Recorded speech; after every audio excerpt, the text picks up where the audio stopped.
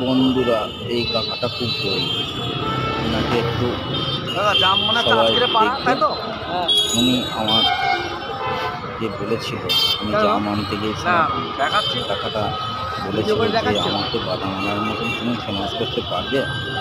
তা আমি বলেছি কাকা, বিধাতার হাতে সব কিছু,